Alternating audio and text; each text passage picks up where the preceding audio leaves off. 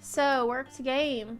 Saying goodbye to Final Fantasy XIV. Now, I was on their podcast once upon a time a few years ago. I had a really good time chatting with them. And so, I wonder, I'm just curious. I don't know anything about this, but I just want to know what's happened and why you don't want to make the content anymore.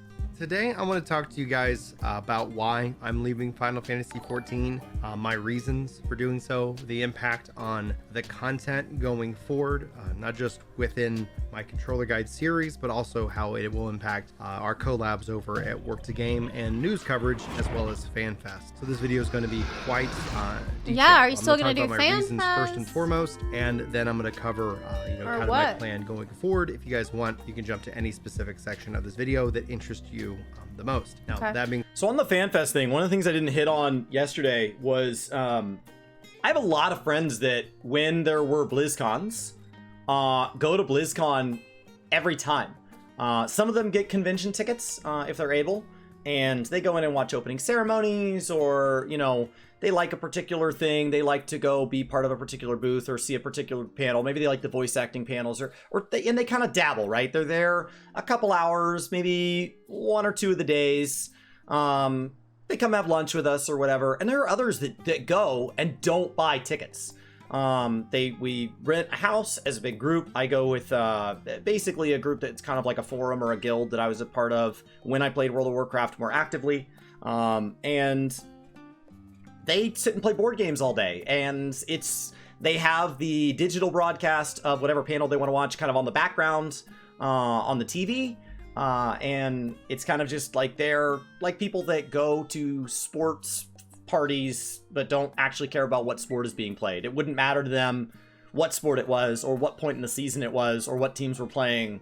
They're just there because it's part of a community, and because many of those people at some point played at least one Blizzard title, they're aware of when there's an exciting moment and stuff like that, and they're thrilled for the people that affects, but largely they're just there to be part of a community. These communities can last well beyond the life of the game.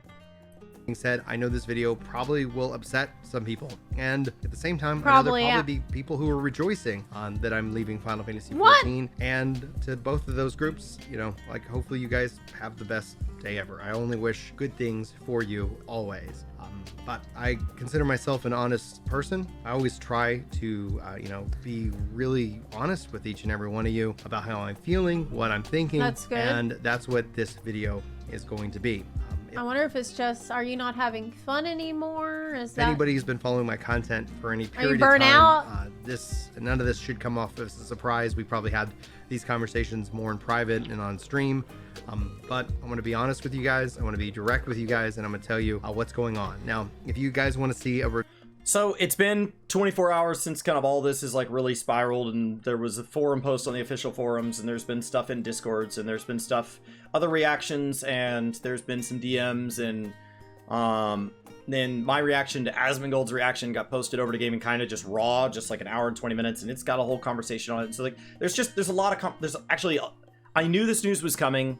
I knew this news would be a part of the week here on Work to Game as it just became public, but I didn't expect the degree of reaction. It's been overwhelmingly positive. It's been overwhelmingly positive. Yeah. Oh, I've been shocked. I'm gonna fix my blurry camera while she keeps going. Review of Endwalker. I just posted that over on gingerprime. You can go check that out. I've got some plans for that channel, but we're not going to cover that here in this video. But there's three main reasons why I'm leaving Final Fantasy XIV, and I want to be also very direct and not have set false expectations. This isn't a break. I've been and I've taken breaks from Final Fantasy XIV. This is something very, very different. I'm actually not burned out of Final Fantasy XIV. This is something very, very different. Not I've burned experienced out. those things in the past. I feel like Final Fantasy XIV, I'm looking for them to invite me back into the game, and maybe 7.0 will be that re-invitation to the game, but don't misunderstand me. I'm not committing or promising that I will be back for 7.0 or Okay. 8.0. It's Okay. really going to be on Square Enix, and to see if they kind of make a game that I want to play and I want to invest my time in, but that hasn't been the case, and that hasn't been the case for a while. I think it's been the story that's kind of held me on. Story's been completed, and after having finished Omni 90, I could tell you that experience was the hardest thing I've had to do. And It's one of the problems, I think, with saying this is such a narrative game is that the story is really only a couple 100 hours long. So if the story is all that's holding you in this game, when people tell me that I can't like this game without liking story from when I was a story skipper, and like Zeplive used the term repentant when she reacted to that video, and I didn't like the term repentant because I'm not sorry about how I got here. So I'm not repentant. I'm very happy with how I got here. And I think that it's very fair to say that the story was significant to you, but over the total number of thousands of hours that we play this game, the story alone can't sustain you. If you are a story exclusive player, honestly, a lot of the story exclusive players that stop by the community, a lot of them come by in the 0.4, 0.5 patch, they catch up, they blast through all the patch content, they deal with a little bit of the group content, they kind of dabble in things, the expansion comes out, they blitz through it, and then by the 0.1, they're gone again. And so they play this like a seasonal franchise that releases every other year, that has a multiplayer component. And that's not the same way that the people who play it more like an MMO play it. And the difference there is that to play it as a more continuous year-round thing, you have to get well beyond story. You have to get well beyond story, just sheer time-wise. Outside of people like Sebi Webby, Ethis Asher, you know, there's very few people that can make like their entire time about story. And I name public figures because they're doing it publicly. So I just assume there are people in private that are just playing it over and over for the story and like having their fun. But I have to assume that is not the majority of the base in like a monthly active user count. I think there are people that are grinding tomes or crafting and gathering or clearing raids on any difficulty or PvPing or in Golden Saucer or RPing or something like that is beyond story that allows for that total amount of time investment to scale well beyond a single or a second playthrough MSQ. in regards to that, let's go ahead and dive into my reasons for leaving Final Fantasy XIV, just so we're all on the same page. So he said that he's not actually burnt out. It sounds like he has some actual grievances with the game itself, like the way the game itself is run, the content in the game. And I've only seen, I think we only watched one other video of his that was recent. And what was that video about? Do you remember? It was about gearing. She reacted to his video about gearing. I believe, if I remember correctly. He hasn't said it. That was just the intro. So and she disagreed with a lot of his takes, which I think in general lately, as he's become more frustrated with the game, his alignment with the people who are happy with the game has obviously separated as well, right? So if the game is going this direction, anybody who likes the game is gladly following it down that road. If he's over here, that gap is getting wider and wider and wider. So I think to anybody that is happy with the game and is happy with the direction it's headed, from their perspective, we have seen comments that say things like, I don't know if this is the right game for Brian right now. It's the intro, so he's about to explain what his reasons are. Covering Final Fantasy XIV I'll hear him out. for over 13 years. Longer if you actually count Project Rapture. This equates to easily over 120,000 hours. I have bled Final Fantasy XIV. I have... You don't have to Omni 90. Yeah, I definitely wouldn't do that. I mean, you do if you're going to make all the controller guides, right? So that's the problem. If you're going to make all the controller guides. So I think the Omni 90 thing was focused on by a couple of people over the last day. And so as we kind of put this to bed, this will probably be the last one unless Sino posts his. There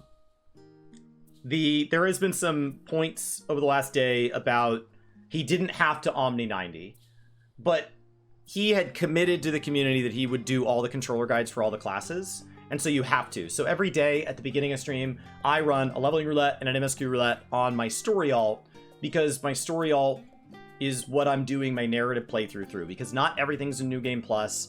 It really helps me mentally to have a character that like I know what I have done as a story skipper, because everything that character's done I took seriously, and that means when I get to things that I didn't skip, I'll get to do them again, and when I get to things I did skip, they're available, and that includes side quests, tribal quests, things that are not in New Game Plus, parts of relics and things like that I'm really enjoying getting to do. The intro part of a relic is not in New Game Plus, so there's little parts, odds and ends, and like I really enjoyed like unlocking. I enjoyed meeting the person that you got hairstyles from. That was like a wonderful little quest that is just gone once you've done it. And it would be very easy. I want to unlock this feature, escape, and then you have it. And it was really fun to get to do that. So I enjoy having a story character, but as a part of that, I have to level. So as somebody that has Omni 90, I have all my classes at 90. Blue Mage is at its cap. Crafters and Gatherers are at their cap. I have a reasonable amount of gear for a casual player. I'm very happy with where I'm at on my main.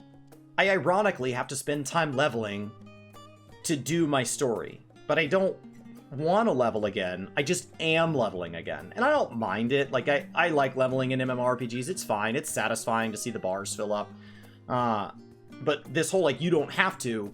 Well, if I want to clear all the class quests, I do have to at least Omni 70, and there's a bonus quest at 80. So I have to Omni 80. I don't have to Omni 90, but I do have to Omni 80. I do have to get an Amaro mount just to see all of the story that is in the game. If you really want to have access and the opportunity to do each and every quest in the game. By the time I'm in Endwalker, I could pick one job per role, so it cuts down a little bit, but there's so much experience handed out across Endwalker MSQ, doing any of the Endwalker bonus content like the tribal quests, any of the side quests, and because those all scale, that I think like if you spread it around, if you just change to a job that can receive the experience, you likely will be Omni 90 if you come into Endwalker Omni 80.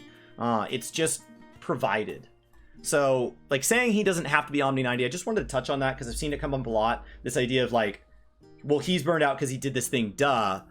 Well, there's two ways he consumed the game. He consumed the game as a player, but he also consumed the game as a content creator. And part of the content that he made is specifically tied to that. So if, like, Ash 10 didn't feel like leveling Crafters and Gatherers next expansion, because he just didn't like the leveling process there, that would still be very hard for his style of content to exist without leveling Crafters and Gatherers across, honestly, multiple characters.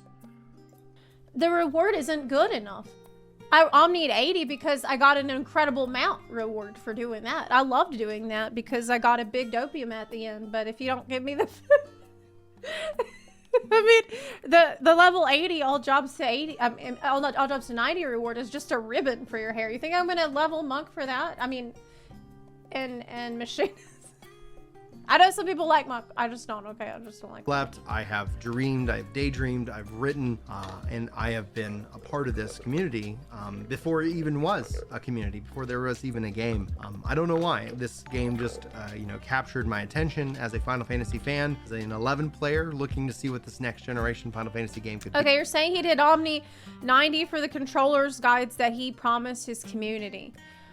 Okay, so he wanted to do controller guides, and that's why he got every job to 90, but he said he wasn't burnt out, so I don't think that's... And so it's been an incredible journey. During said time for this game, I wasn't even married, I had no kids. Now here I am as a father of 5, and that's really the first reason. He has 5 kids? Oh my god, I had no idea. No wonder he's quitting Final Fantasy 14. Holy shit. That's all you had?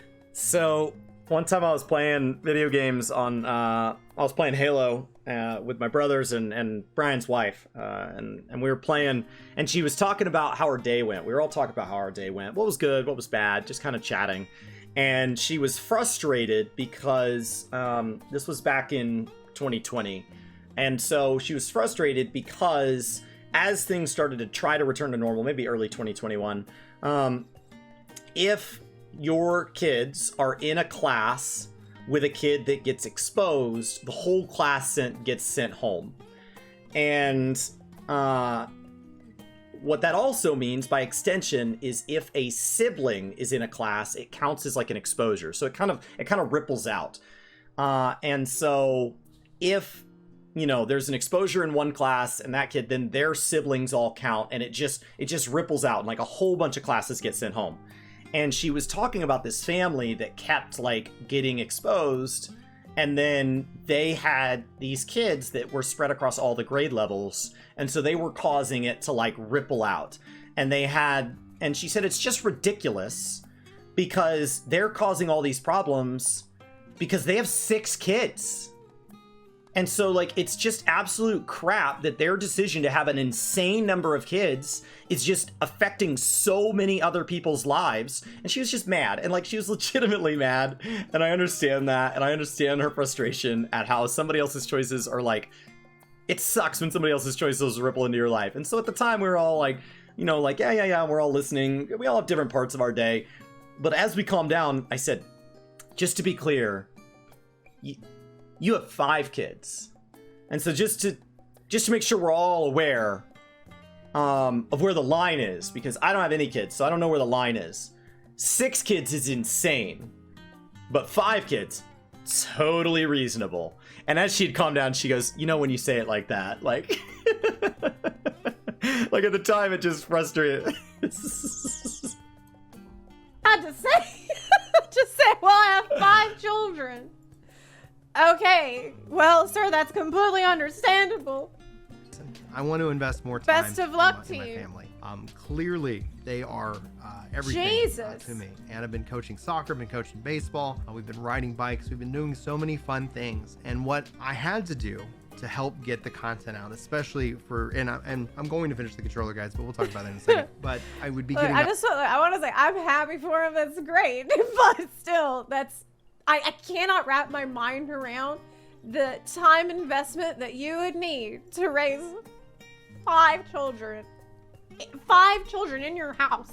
Up at 5 a.m. every day. I'd be going to bed after 10. Like, these are some very long days that I have to be as a proviver for the family, but also try to be present for the family, and at the same time also working on content. People will have often asked, how do you do it, Brian? Like, I can't, like, you put out content, you're doing all these things, how are you doing it? And it's like, I would always say, like, I get up, like, I get up before everybody else does. You do not have to make any other justifications for people at all. I'm up very early and I'm going to bed very late, and that takes a toll. That takes a big toll on anybody, right? I can't believe he's been able to make any videos. I want to pour more of my time back into my kids and into my family, and this, I think, is a really good thing. They are like everything, and I'm looking, maybe one day they'll want to step into Final Fantasy 14, you know, and at that point when they're old enough, that might be my re-invitation back to the game. But when it comes down to it, I feel very complete with the way that Final Fantasy 14 ended. I don't like how it ended personally, and you can go watch that video if you're interested, because I'm not rehashing it here, but I feel complete. I feel very satisfied with my experience, and that's why this all falls down into. That makes sense too, because Endwalker was designed to be like the end of this long story arc. So it's like, if you were already felt like you need to step away, that feels like it would be the right time to do so, just thematically. Like, you're not ready to start onto this brand new adventure and the brand new arc that's going forward. You don't want to get too invested in it again. If you already felt like other factors were pulling you away. Will they re-invite me back into the game? I think that's, like, it's a really fair point, and I think it's when people talk about 14 not taking risks, that was a huge risk. To basically give a universally accepted off-ramp to the entire community. To say, anybody that wants to leave, I'm going to give you all the reasons in the world to peace out. That's a really bold risk from an industry that relies on consistent monthly active users and seasonal content to try to constantly fuel that, and constant marketing campaigns and community events and retention mechanics, and, you know, and every game handles it a little differently. And Yoshibi has said publicly take breaks, but internally we have things like weekly tome caps, we have challenge logs, we have new content constantly, we have things that come in like tribal quests that are behind daily lockouts. If you go away for more than 45 days, you lose your house. If you plant crops, they have to be checked in on all the time. And so, like, even 14, that is considered to be fairly generous with retention mechanics compared to other games, it still has them. Like, they still want you to play their game. They're not like, please take a break. Please, get out of here. Come on. Like, they really do. They want you to play. They just don't want you to play if you're not having fun. They don't want to hold you hostage, but they do want you to play, and they create a lot of reasons to keep playing time and time and time again. And for Endwalker to play out the way it did, it felt like they very, very, very logically said, if you want to try another game, now's the time. December 2021, wrap it all up. If you can get onto the server, great. Once you're on, play for about 100 hours straight, and then you can just leave. If you don't have any other commitments to a static or to a community you're a part of or whatever, you can just go. And I think a fair number of people have, and that doesn't mean they're gone forever. I've heard Breach is returning to WoW, and like, there are people that I'm already seeing the comments. Like I said, it's overwhelmingly positive, but there are people saying like, good, stay. But like, he doesn't have to stay. He doesn't have to come back. There is no commitment based on him saying goodbye that he can't come back. Like, he can come back anytime he wants. He can also not. Like, it's entirely his choice. Game. Yeah, that's valid. Time will be the teller here, but no, I want to pour myself into that. I want to invest in my family. I want to invest in my health so that I can continue to be with my family. That's that reason really ties number into, one. Like, I'm not streaming late at night. I can't keep getting up at this early. I'd rather be investing my time if I'm going to get up early into exercise and making sure that I'm eating right and meals are planned so that I can try to be there for them for as long as I can. And I think that makes a lot of sense, and hopefully people understand that. The second main reason is I'm going to keep investing into my comedy career. As a stand-up comedian, I'm having great success. Wow. Like, even outside of being... Wait, I didn't know you did stand up too. That's awesome. Man, I feel like a Cheems now because I'm like, oh my gosh, it's hard for me to get up at 7:30 and start, working on getting my coffee ready and getting ready to talk to the stream today. And we get everything ready that we're going to talk about today. Meanwhile, it's like completely quiet here. I just have my dog and my cat. I have no excuse now. I have absolutely no excuse. Successful in this space and having people show up for shows and like, I'm genuinely impressed so far. This is not the reaction that I expected. This is not the way that I expected this video to go.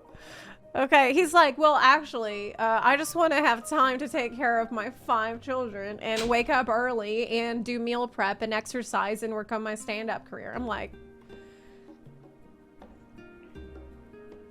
oh, okay. I thought you were going to say the game is bad and I could, but it turns out I feel like I'm the one getting memed on.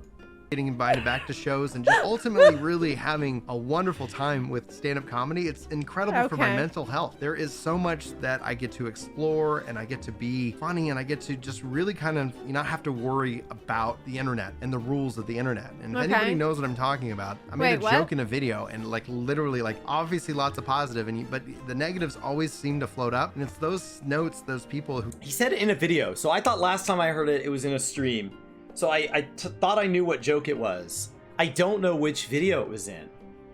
Who stated these dumb things about the joke, which was clearly a joke, that is the reason why I will never... Wait, what was the joke?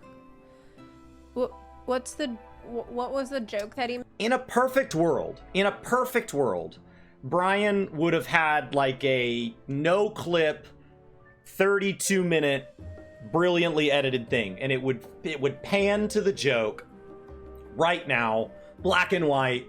The comments would show his reaction to the comments from some stream afterwards of like, well, I wish I'd said it differently, or I don't regret it at all, or whatever his initial response was. It would all play.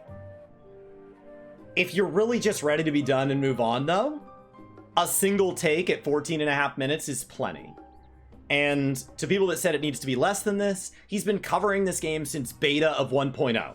So, like, take as long as you need. But in a perfect world, it would have had very specific outlined points and very specific, like, cuts to clips from things over the years, talking about his fond memories, panning back to the different moments of, like, talking about his children on stream. Guys, we're pregnant again, and, like, these different announcements, and, like, this could have been, like, a farewell, but, like, it's also not a farewell, because he's not disappearing from Work to Game. Work to Game's not going to stop covering Final Fantasy XIV. Work to Game's not going to stop covering live letters with Brian. He's not even unsubscribing yet because he has to finish 6 more controller guides. So the other thing is, like, it's not a farewell.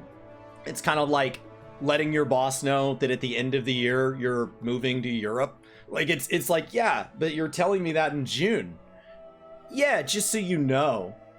So like, I would love for it to turn into this. And actually last night when we spoke, I told him, he said he hasn't seen any of the reactions yet.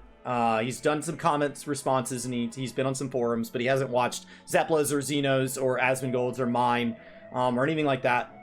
And so my thought was sit down, record all those, record yourself reacting to all those, just in case there's good moments. I think there's a lot of good feedback in there on A, how this post could have been better, B, what's the joke, and so on. And in my mind, make it again.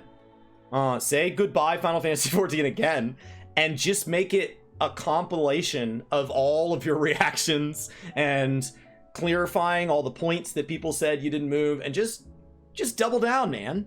And do it again, and then really put it to bed, because I think there's a lot of questions about his 14.5 minutes that aren't answered, and so this would be a chance to just put it to bed. And Harmon says, farm it even more. That's Asmongold's take. Asmongold is just keep making content, and people will hate it, and just keep making content. But ultimately, like, he wants to move on to making other types of content anyway. So maybe don't. Maybe just go do that. So it's not really a true goodbye from content creation. It's not really a true goodbye from 14. So the post was really just like, hey, to my exact community, here's what's going on with me, to those of you that care. So there's a lot of people that are like, why am I even watching this? And like Asmongold said it right yesterday, most of us would just walk by the dog poop on the side of the sidewalk in the grass. But there has been like a very large take of, why are we talking about this? Why are we watching this? And Asmongold said, why are you rolling in the poop? Like, why are you and you're like, it stinks. It stinks. I hate it. It's like, I don't know why you're, because yes, farm it even more, and there will be a lot of people that watch this one and they're like, I don't need to watch another one, man. That's plenty. And that's great. But there are a lot of people that watch this and said, what's the joke? What are your gripes with the game? Because you don't name them exactly. How does having stand-up as a late-night thing not contradict spending more time with your kids? And so, like, there are some points in there that come across, and she may hit on some, I haven't seen this one yet, that I think, you know, like, what is it New World's doing better than 14? And I like, what did you mean by 120,000 hours? How do you justify that number? Because nobody else counts their numbers like that. And so, like, I think there are some valid criticisms that he could say, like, and here's where my point of view is. He doesn't have to change his point of view. I think he could just come back and, like, have it as a conversation, which is what reactions are, right? It's like if you were having a conversation with people via voicemail. Made that some people didn't like very much. Look, I don't.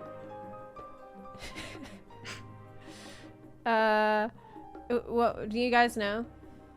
I've been to comedy clubs. I love to go to comedy clubs. It's one of my favorite things to do is watch stand-up. And I don't know if you've ever been to a comedy club, but sometimes those jokes can get a bit, like, not PC out there.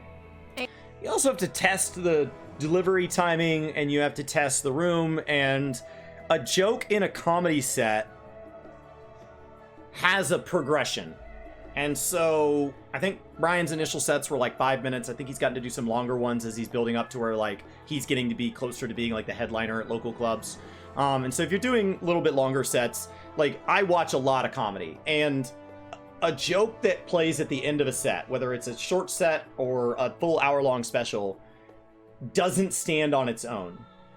And if you publish something to the internet, every moment of your day can be clipped out and sent off, and it doesn't do that. Because there are people that just misrepresent things. There's somebody in chat right here. Didn't he make some comment regarding Pyromancer's wife and pregnancy condition? Unless I'm just not aware of something, all he's done is say, I'm going to pray for him. That's awful. Here's links to support them. When it comes to his wife's pregnancy condition, as a father of 5, it's fairly easy to imagine where his point of empathy would come from. And so, like, if that can happen effortlessly, imagine what something that was meant to push the boundary could do. And with varying levels of funny degrees, you know? Like, I feel like there's a little bit of a... Don't get me wrong.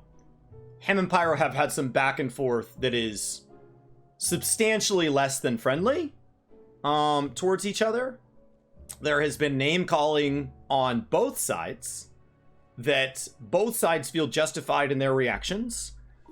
I being in the middle, I've known Brian for 15 or 16 years. I've known Pyromancer since like I had heard his name in WoW and I was excited to hear him come to 14 and had been following Simps right as he started to come into 14 heavily.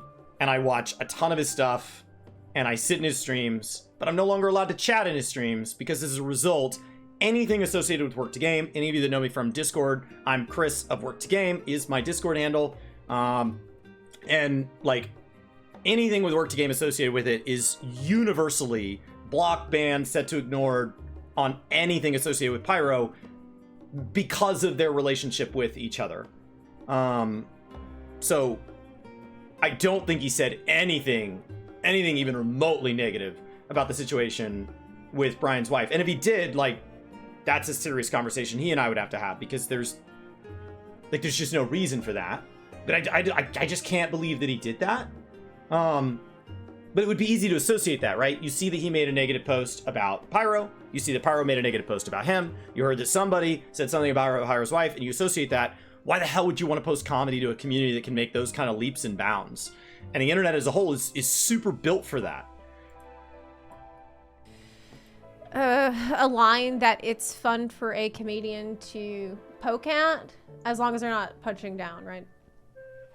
Post my stand-up on the internet, and that because people are just so hypersensitive and they just can't seem to handle certain things. I mean, I feel like this can go different ways, right? Like sometimes you can make a joke that's offensive because it's poking at norms, and that can be funny in like a way of looking outside at a problem and like addressing it in a new way and exposing the biases that people have in a funny way. That's one of the things that comedy does really well that I enjoy about comedy. But then there's also the brand of comedy that's like just edgy and like being rude, like just straight up being rude and being an asshole and just saying that, oh, that's me being edgy. You know, I haven't heard his comedy, so I don't know. I don't know what it is. Like, what are people being sensitive about? It could be a lot of things. I don't know what, but I think the clip could be played. It'd be nice to have the clip. It's not even like an offensive joke. It's just, it is what it is, right? But that just kind of reaffirms, like, I love being a stand-up comedian. I'm having great success. I don't know what the joke was, but he seems to be referring to a specific joke that some people didn't like. Being a stand-up comedian, maybe I can get to the point where I can take the show on the road, and maybe more people can then be a part of that. And so the second piece of this is that I'm going to invest more time into my stand-up, into writing jokes. Okay. You know, so again, family comes first, comedy right there after that. And then the third reason, which also won't come as a shocker for those of you who've been... That's going to be a hard balance on its own. Just based on anybody I've seen try to have a lifestyle in entertainment, that's especially entertainment that takes place at night, or friends that have done things like be bartenders and stuff. That's going to be a hard balance on its own. So when like FS Asher took a step back and said that he was going to move away from full-time content creation for an incredible opportunity, there were a lot of people that said like, oh my gosh, this is going to make his content so much better because he's not going to have that pressure. And my response was, it's also going to make it a lot less frequent, possibly gone altogether. And people are like, you're just being a hater. No, I'm just being factual. Like, the one benefit of a content creator being full-time is they tend to, on average, generate more content. So, that's just a reality that we all have a limited amount of time in a day. And so if you start designating your time elsewhere, like, that's what the community support, in theory, offers, is somebody to dedicate more time and more resources to making content. And maybe they continue to have their full-time job.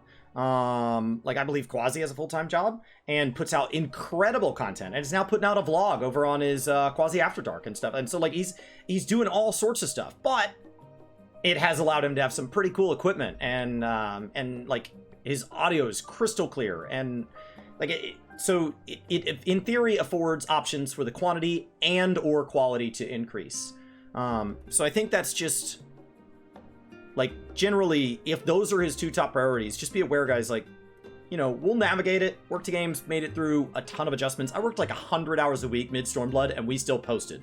What it ultimately meant was there was a while where he posted a lot of videos without me in a row, and when the seasons of life changed again, and I had time to be more involved again, I came back, and anybody that we gained during that window said, oh, this Chris guy's kind of cool, I guess. I remember Work to Game back before there was a Chris, and that just, like, that was just because I was less around. And so, like, if Brian needs to be less around, he'll be less around. If Brian, I want Work to Game to remain collaborative, he wants it to remain collaborative, we'll continue to update you guys.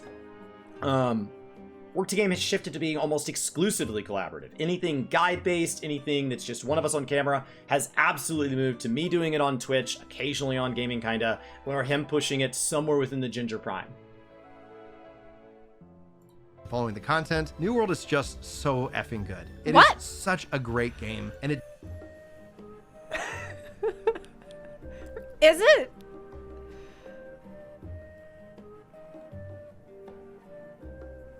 What year is it? Hold on.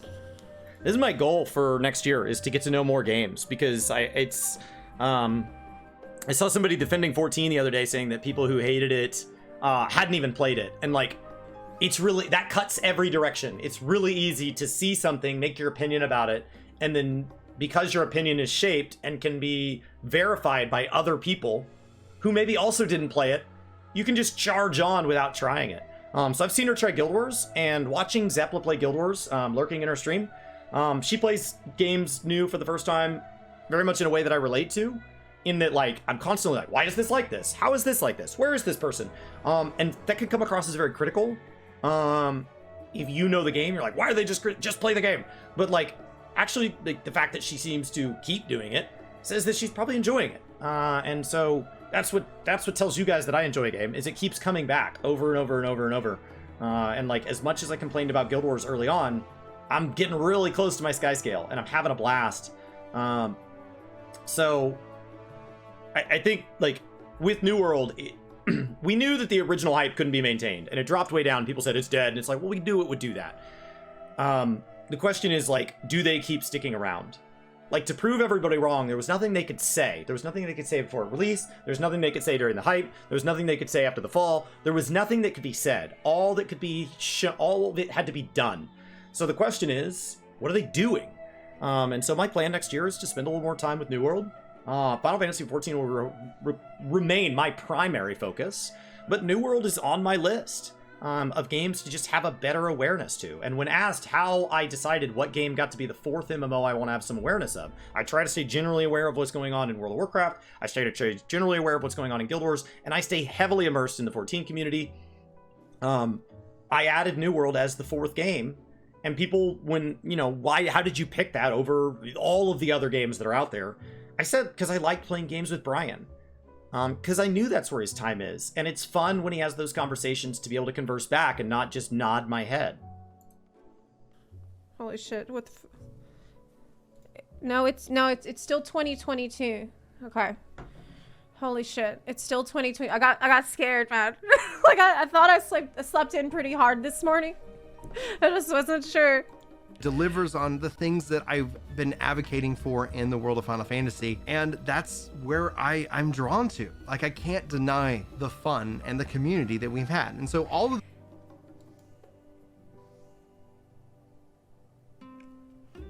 I have Has she played it? Does anybody know?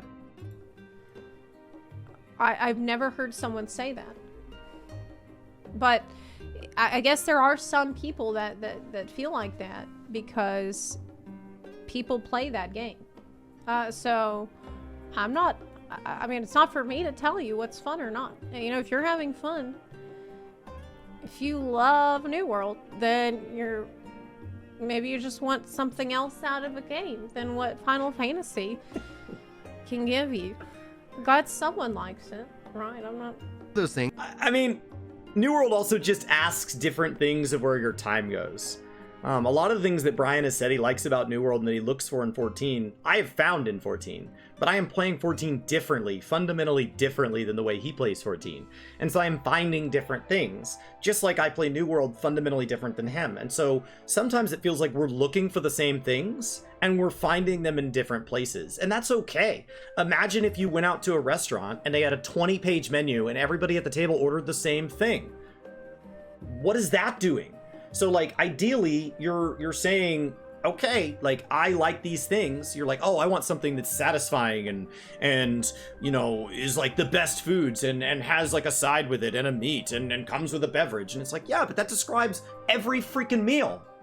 That describes every freaking meal. So we're not all ordering the same things. So if New World is the better fit for his taste, continuing to come out with us to, you know, the Final Fantasy dinner over and over and just choke it down doesn't make any sense. Just order New World. Like, who told you to order what we're ordering? Being somebody who has limited time, somebody who wants to spend his time and put them in the right buckets, leads me to saying, if I can play just one game, what game do I want to play? And this all came to a head when both New World and 14 had an update on the very same day. 14 deserves better than me having to force myself to play it for the content. And when... Well, you should never force yourself to play a game for the content. If you're not having fun, you should not play that. Because people will, they can tell. But, like, the viewers are incredibly perceptive. They can tell when you're having a good time. They can tell when you're not having a good time. They can tell when it's forced. They can tell when it's not. And you're not, it doesn't work like that way. You cannot force yourself to do it and expect any kind of success or results out of that, because, I mean, they're with you. There was a huge time where Zeplive said that, I think she made videos titled, like, why I only need to play Final Fantasy XIV. Like, why that's enough of, like, that's the only game. And she covered interviews where Yoshi P's like, when I get off work from working on Final Fantasy XIV, I play Final Fantasy XIV. And she's like, I know! And, like, it was... And yet, like, that changes. That changes. Now she's gotten... I've seen her playing other games. And she may go back to, as we build to 7.0, you may go back to, like, when's she gonna ever try that other game? And she doesn't. She's just perfectly 100% satisfied in 14. So I think she's being very fair here, and I think she's basing that on her own experience. I mean, she puts out an incredible amount of content. Within all of the content creators of 14, 14 has a very small group of content creators compared to other games of this size or larger, like World of Warcraft. And when I think of a content creator, I typically think of them in any given 30-day period as being predominantly a Twitch, a streaming, a live content, a long format creator, which is a skill. Josh Strafe Hayes has talked about why he doesn't like to stream more than like 2 hours, because it's hard on your voice and it's hard to, you know, like it's hard. It's hard. That's a clip. It's like 3 or 4 minutes long, and he goes really quiet. Somebody's like, why don't you just don't talk? And then he does that because he's brilliant.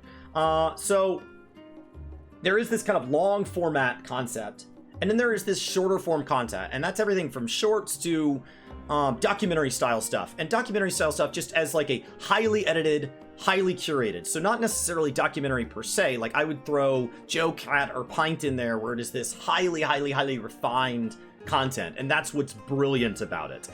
And in any given 30-day period, 90-day period, I don't see many people that can do both. I just don't.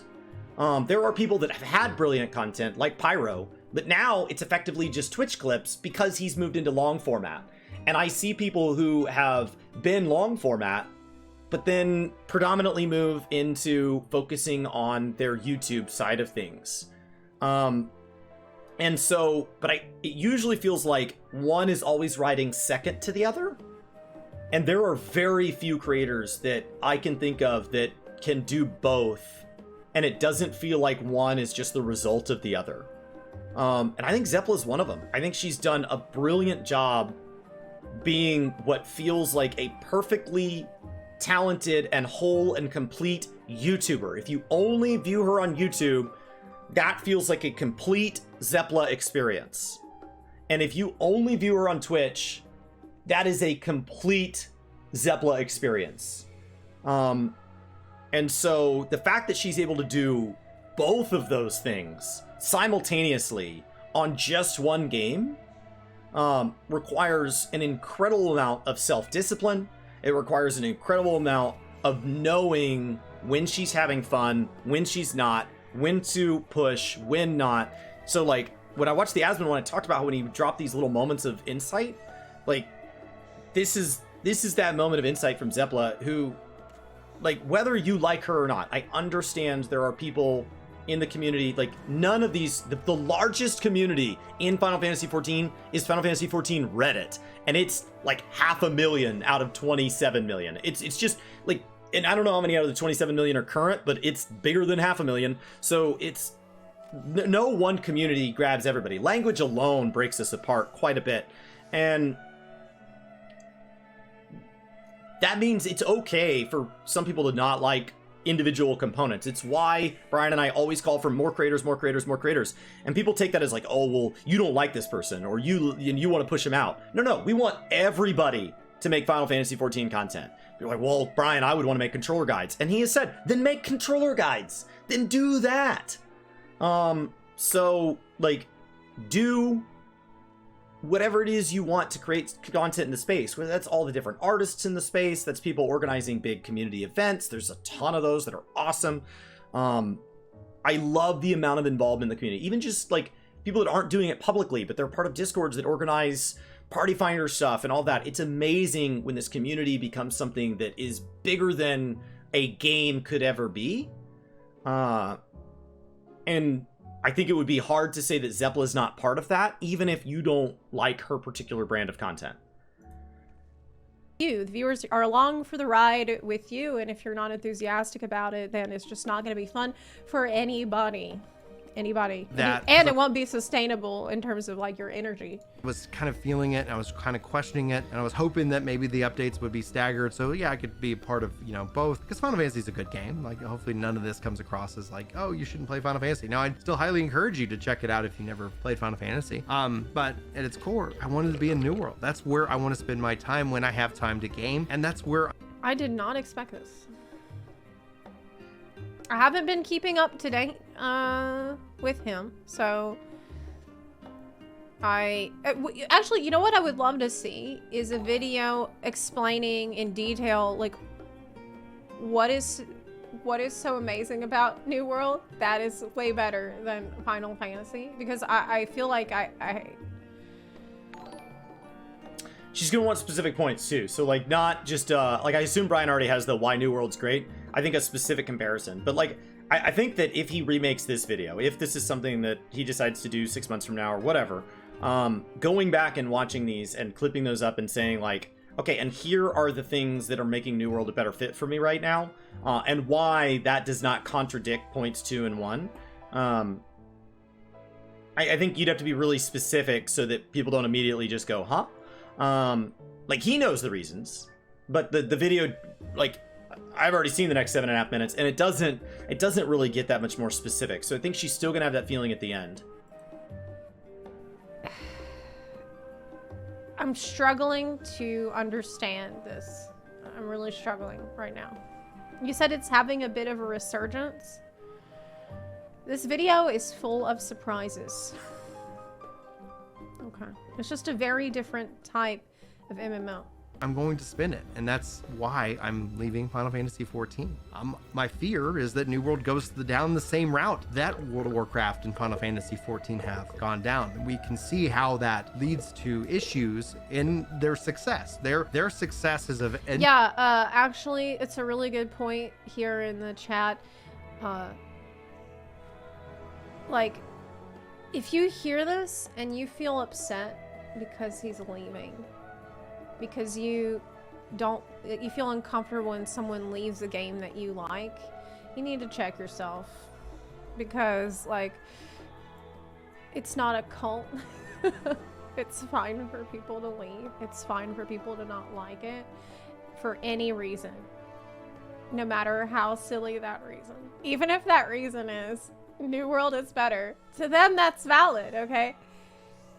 I don't have to understand it, but they like that. So I mean, what am I? Led to who am I to issue. judge? Like, shouldn't we all be blessed to have that level of success that the games I think have struggled with late in their life cycle? And so that's hopefully something that as a player that I can continue to provide feedback for that game and make something new. I love that New World feels like it's a game that they're willing to take risks, and I really, really appreciate that. Where in Final Fantasy's terms, whether it's Square Enix, a budget, or whatever, it's a game that just doesn't take risks. It's a game that we've advocated for risk taking, but either they're just too burnt by the original launch, too scared, or from a financial perspective, it just isn't in their best interest. And I can respect that, but I wish they would. I wish 14 was a game that took risks, and it's just not anymore. It honestly feels, and I'm sure this is going to be probably the most upsetting thing I say in this video, honestly feels like it's a game that's designed as a way to placate angry WoW players. It's a game that's set up to catch what? So I disagree with that, because you don't get to be an industry leader chasing someone else. When I was in medical sales, I had the opportunity to work with what was at the time the #1 healthcare chain in the United States, just because they happened to be in my territory, right? So it wasn't something over like they just happened to be in my backyard. And when I got them as an account, when they became somebody that I was regularly there, once a week, every other week, and I got a chance to spend a lot of time with these doctors who are working at one of the best facilities in the world. And so obviously they're very good doctors, they're very bright, but I actually got them as my very first client. And one of the reasons that I didn't think I could land clients early on was I was afraid of what would happen when they said, "Who else is working with you? What's your resume?" Right? And throughout my career, many people did ask that. Thankfully, I could always reference them. I'd go, well, if I could name one, and I would name the #1 healthcare chain in not only the area, but in the country. And they're working with me directly, not other people who work with other sales reps at our company, but me directly. That's mine. And so it opened a lot of doors for me. And I went back later, as I traded on their name dozens of times, and I had run by them and said, "Hey, if somebody calls you for a reference, is that okay?" They said, "Absolutely." And they'd been really supportive of me in my career. And I said, Doc, you were my first client, and you never asked. You never asked who else was using me. And they said, "You don't get to be #1 chasing someone else." So, I think there is this idea of, 14 is chasing WoW still. I don't think they are anymore. I think they're chasing being the best global MMO on the market. And whether they hit it or don't hit it by whatever metric is fine, and that's for the history books to decide. But I don't think at this point, Yoshi P, I think he's continuing to learn and watch and keep an eye on other MMOs. He's admitted there are people on his team that's their job, of telling me what's working, what's not working elsewhere. That's great R&D, but he's not chasing them. He's not chasing them. The objective is not to become them, because the objective is so much further past that. Phil Spencer, when talking about his vision for Xbox as he moved into Game Pass and acquiring studios and everything that's happened over the last couple years, there was an interview where they said, going into this console gen, how do you feel competing against PlayStation? And he said, I'm not. I'm competing against Amazon. I'm competing against Google. I'm competing against Apple. He's competing against people that have regular touch points in people's lives well beyond a piece of gaming hardware. Because that's what he's competing against. Netflix. And so I don't remember the exact companies he named, but they were massive companies. And it got taken as this dig towards PlayStation. So I don't think I mean that, I don't think Yoshi P means that sort of, that feeling that he phrases things as a dig towards WoW. And he does dig towards WoW occasionally. But I think it's not that WoW isn't something that I admire things about. It's that aiming for them wouldn't be aiming far enough. Holy shit. Was that?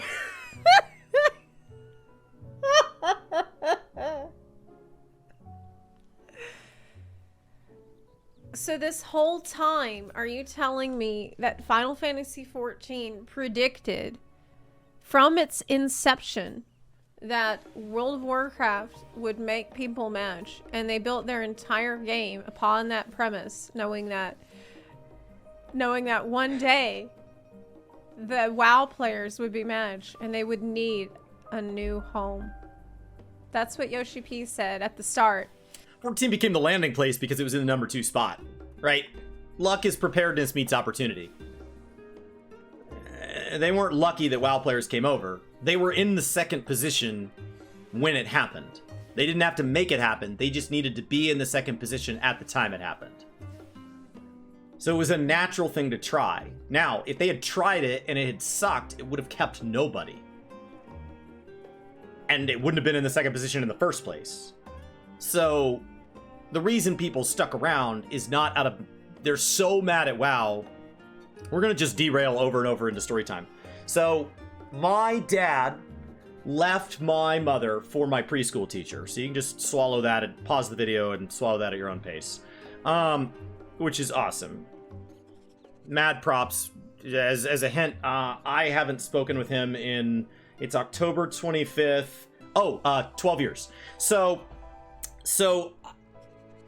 when my mom married my stepfather, the guy I call dad, and anytime I refer to things as dad, that's the guy I'm talking about. I use the term dad and his first name interchangeably because he was just my stepfather for many years, but he has over time like become my dad. And the man that I would love to learn from and be. There were so many times that like something about my mom's relationship with my stepfather meant that they were going on a vacation together. Could we rotate weekends so you take the kids? Or, you know, his job moved him across the Metroplex, so we're moving houses and it's going to be a little further from you. So I just wanted to kind of let you know. And he over and over and over and over and over again made this comparison that like my mom only did those things. She only married my stepfather. She only made sure my stepfather took that job. She only planned her vacation on that weekend that was given to her by her company. And she only won the sales competition at her company so that she could win that vacation to inconvenience him. So I do think there's like some projecting that goes on from WoW to 14 and 14 to WoW, where like there's this idea that like 14 is that people only play 14 because they hate WoW. And like, just honestly slow down and think about that for a moment. The idea that somebody would pay monthly to log in and put dozens or hundreds or thousands of hours into a game, and every moment of that game they go, I hate this. But somewhere, some World of Warcraft employee has secretly acquired the real monthly active user data from Final Fantasy. And it was exactly 10 hours over the limit where they were going to be concerned. And because of my 10 hours last month, they're worried. Nailed it. And so, like, I do think there is this kind of projection that happens. And most commonly, I see this projection. I see it both directions. So this is not a dig on, like, any one particular person. But most commonly, I see this projection from people that have only spent a substantial amount of time in one of the two games. I usually see this from just a place of they don't know enough about the other game to be aware why somebody that likes one would like the other. It is the same knowledge base that results in oftentimes people being very frustrated when somebody compares the games or says they're the same thing or posts a video that says 5 things that in this one game that I think the other game could learn from. Or in cases of UI, sometimes literally just make an option. So, I mean, they're the same game. They're two sides to the same coin, and that coin is different than every other coin in the space. The MMORPG space is full of a variety of shapes and sizes of coin. World of Warcraft and Final Fantasy are two sides of the same freaking coin. They have so many of the same systems. They have so many of the same development plans. They have so many of the same, pacings, but ultimately the execution, right?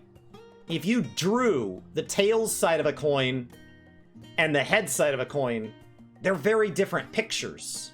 They're very different pictures. But they're on totally opposite sides of the coin. And if you get a chance to spend time on the other side, even if your intent is to come back, if there's ever a down cycle from whichever game you play, you've gotten your ahead of the curve achievement, or you've gotten this and your static's going to take a break till the next patch, I encourage you to go play the other game.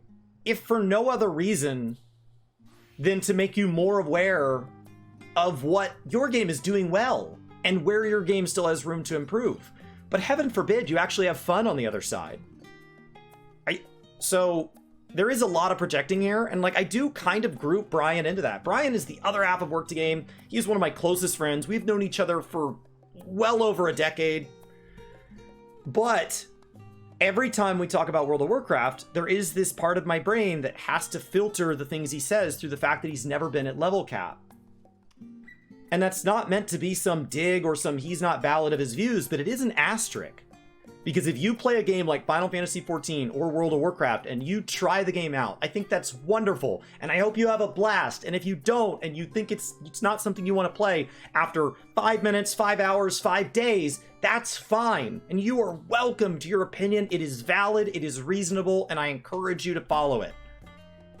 But when we talk about those games and things like what they need to do different and comparing them to each other, and you have not made it to level cap, which compared to the total experience ends up being just the tiniest little rock at the base of an enormous mountain, it is very hard to assume that all of your points of view are going to be thorough and prepared and not filled with something where you are asking for something that is already in the game, or you are criticizing something that is already fixed. When you're in ARR and you're like, well, I just wish there was more voice acting per patch, and then there is.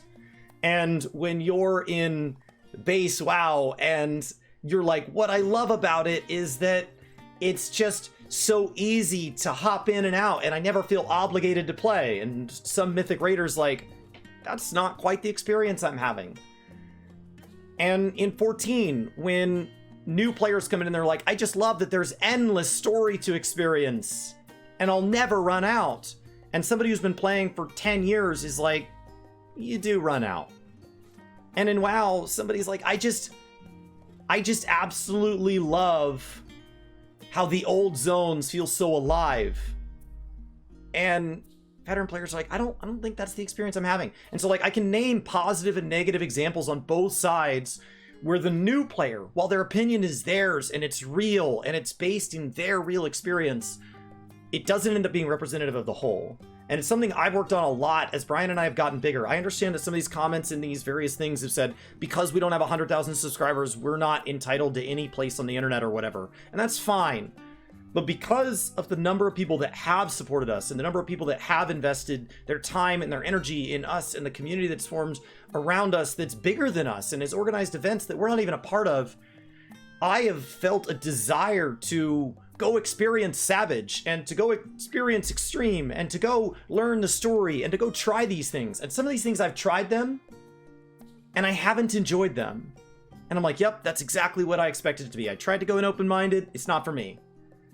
But there have been other things that it has opened up a whole new way to enjoy the game. And so I just encourage, whenever I see one game get compared to the other, the WoW and the 14 thing, I really encourage anybody that wants to make those comparisons and make that reference to try whatever that other game is. So if you want to rip on New World, rip on New World. But why don't you go download it first and give it an honest shot? And if you want to rip on Guild Wars, rip on Guild Wars. But why don't you go download it first and give it an honest shot? $1 per hour, there is no cheaper form of entertainment than an MMORPG. So it is hard to believe anybody has access to regular internet and the hardware necessary to play an MMORPG and cannot, given enough time, get over the pay barrier to at least try these games. When Yoshi P took control of 1.0 and they told him to fix it, he's like, And they're like, hey, you should make a really good Final Fantasy MMO. And he's like, no.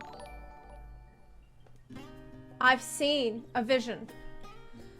I've seen a vision of a man. His name was Bobby Kotick.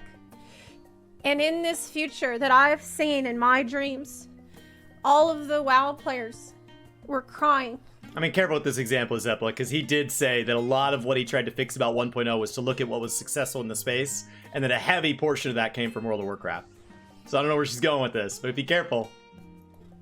Crying tears, and I need to collect these tears, and we need to create a crystal from their crystallized tears, and this will be the crystal that our game will be built around, and give them a new place to live and be free. This is what our game is supposed to be. Let's go get to work studying World of Warcraft so that we know exactly what kind of game to build for these people, okay? Player who gets so angry at World of Warcraft, here's a nice place to land. And that's a great business model. Honestly, it's pretty damn smart. And at the end of the day, it's just not a game that exists for me anymore. And that's perfectly fine. Not every game has to be for Brian. And despite my time with it, I don't regret any of the time I spent in 14. I don't regret helping people get into the game at all. But it's time for me to say... You said I think he was projecting what he feels the game is now.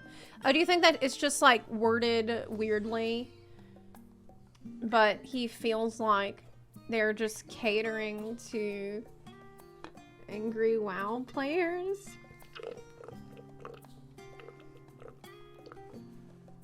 I don't get the talk of risk-taking, then go to New World, the game that pulled away from risk-taking at the last second, is trying to appease to WoW players.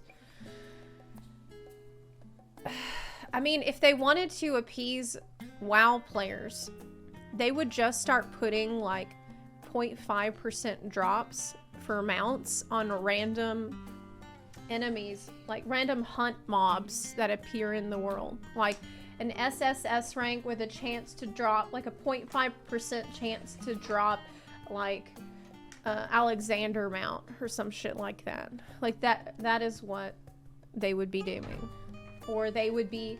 Unless you think that the reason they're leaving WoW is that frustrates them, right? So, like, the counterpoint there would be, your goal is to take the things, if we just for a moment, just follow this down the rabbit hole and assume that Final Fantasy, at this point's development, is not to satisfy its existing player base. It's not to be a Final Fantasy game. It's not to be a successful MMO on its own. Its sole goal is to be a landing pad for World of Warcraft players. Let's just take it to the far extreme, like a thought exercise, just way too far one side here. And let's just get way past anything Brian and Zeplive said, and just get way out in left field.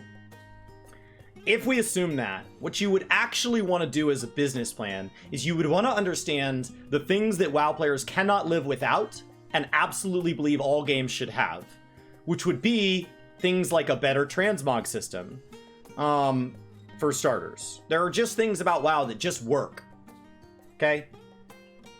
On the other side, you would want to take anything that WoW players don't like, and you would want to counter those with a better solution. So a true removal of borrowed power and things like that. And so, like, it wouldn't be a direct carbon copy, because why would somebody leave something for a carbon copy? As far as rare drops, they exist. Like that Ponto bird, that's not real. It doesn't exist. The Ponto bird is not real. Go tell him that. It's not real. Adding chances for quests to randomly improve your gear, randomly roll like really good stats on your gear. They would be adding in like a shitload of new systems. They're resisting all that stuff. So some of that stuff actually does exist in 14. It's just done a little bit differently. So the rare drop rates do exist for the birds, for old mounts. Any of you that have ever tried to farm Rathalos, they put a guarantee system in the totems, but any of you that try to do things like farm extremes, the rare mounts do exist. The rare titles do exist. There are literal loot boxes that you buy with Grand Company seals. Valor is a system that mimics tomes. So, like, there are direct carbon copies in these things that because the game as a whole functions differently, even the carbon copy looks a little different in that light, right? And so if you have a painting hanging in your house and you bring it over to my house and the lighting is a little bit different, the painting might look a little bit different, but it's the same freaking painting. So there are things that are like direct kind of carbon copies. So what all were her examples here? Drop like Alexander mount or some shit like that. Like that is what they would be doing. Or they would be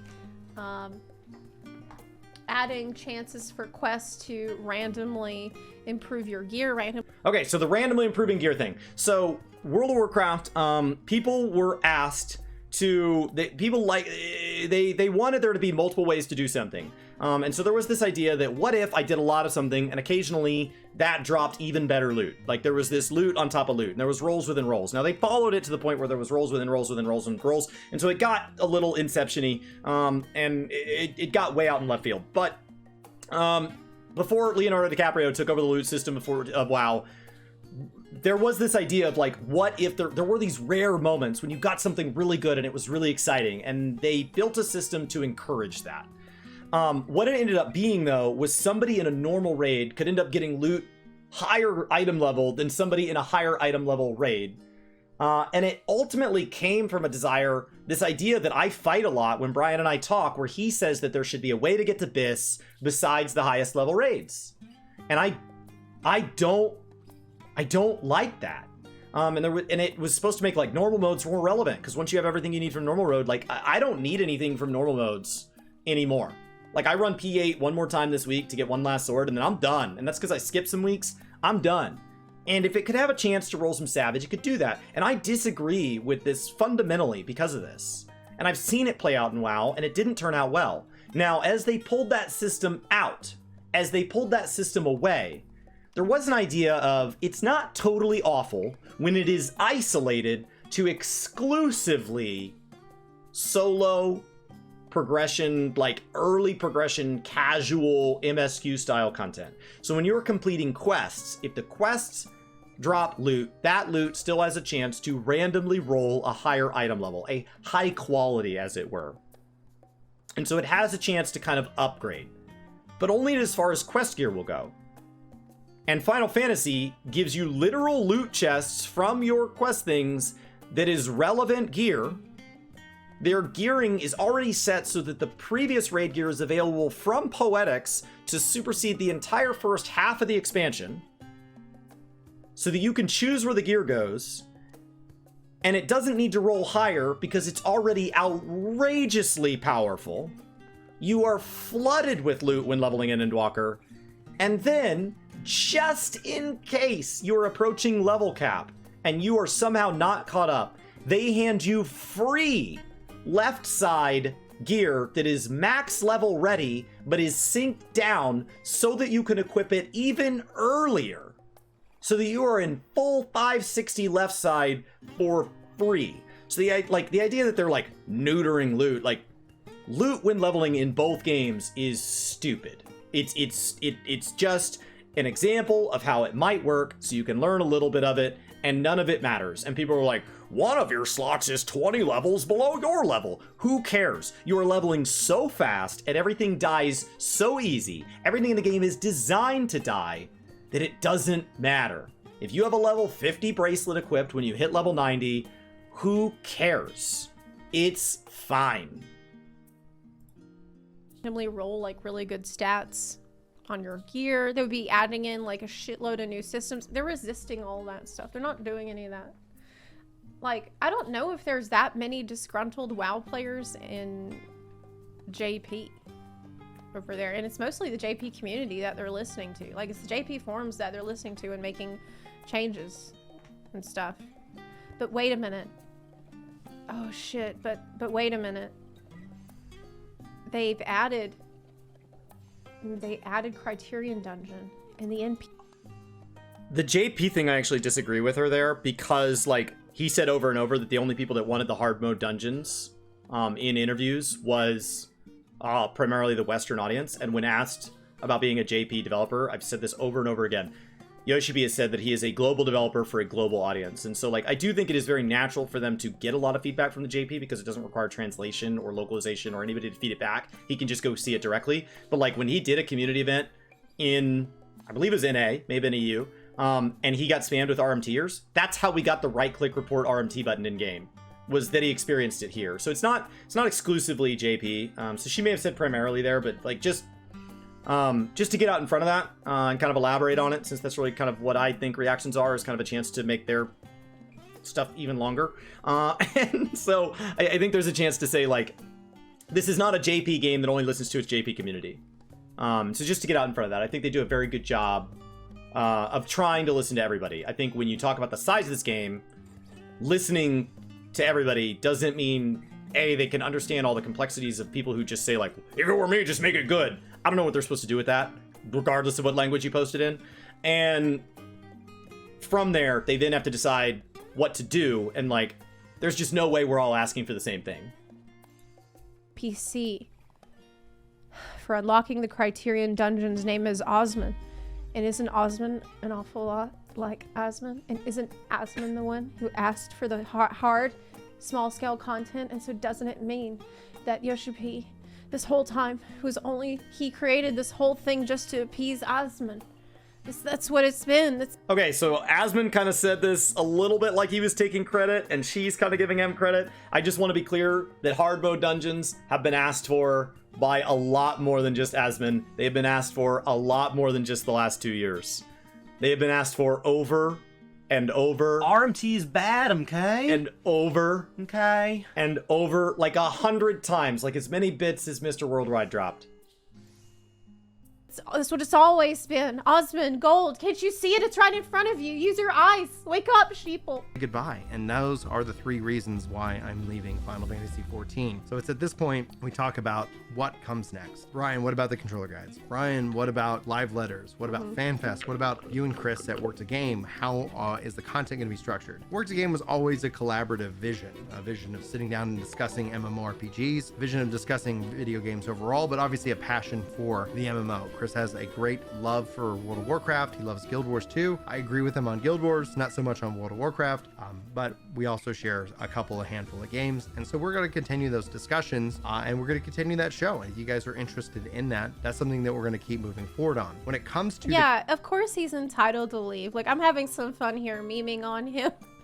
Because, like, if you're going to say something weird, you open yourself up for me to meme on you about it. But it's like, I'm not, like, ultimately what I want for him is to play a game that makes him happy, okay? Like, I would hate to see somebody feel like they're pressured to continue to play when they're not having fun. Like, your life is short, and there's no time to do that, and it's not even an effective business strategy. controller guides specifically, I've got 6 left to finish. I'm going to finish those. I started this. I want to make sure that everybody who's been waiting for those is able to get what they need so they can enjoy the job that they want on the input that they enjoy playing the game on. Hopefully that helps out. It always is very encouraging to me when I hear somebody, either they enjoy it, their kids end up playing the game and they're able to play with their family because controller's a little bit more easy to understand, I think, personally, if you've never played on mouse and keyboard. And then also for those of you who are physically impaired, who have some kind of, like inability to play on a mouse and keyboard, that I've been able to help out. So that means a lot to me, and I'm very glad that I've been able to help out. But That's the reality nice. is I'm going to finish those. That's nice. I don't think I'm going to do, if I ever play the game again, any kind of crazy Omni 100 or whatever they end up doing, namely because I think that... Yeah, if they wanted to make FFXIV like, wow, they'd make the story worse. really is a big thing that I didn't enjoy. I did it out of the love for the community, despite some of the community just being the absolute worst of humanity. I did it out of the love for the really good people, the parts of the community that I love. And so I want to finish those because I want people to be able to have that. Maybe somebody will step up and do controller guides, from here on out, and that'd be great. Maybe they'll It won't be me. I'll never do that. simplify and figure out some things to do, Nope. bring in some really cool technology. That'd be great too. Absolutely within the controller not. setup. I'll be very can't. curious. I cannot play a controller. I So won't. again, looking for a reinventation, because they talk about another 10-year plan, and I don't know, it feels like it's complete, and I'm happy with where it was.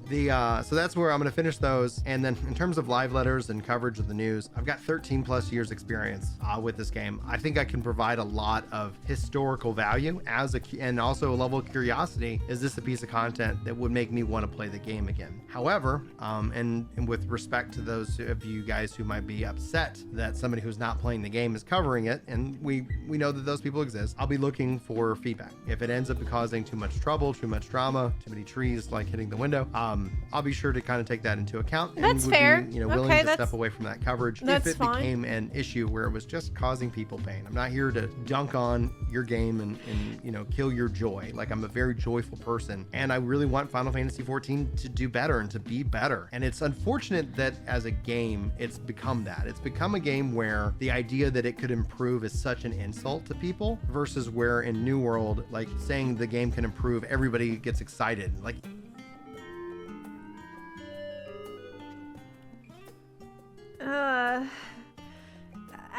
I don't think that's true, dude. Like, What'd she say? insult to people, versus where in New World, like, saying the game can improve, everybody gets excited. Like,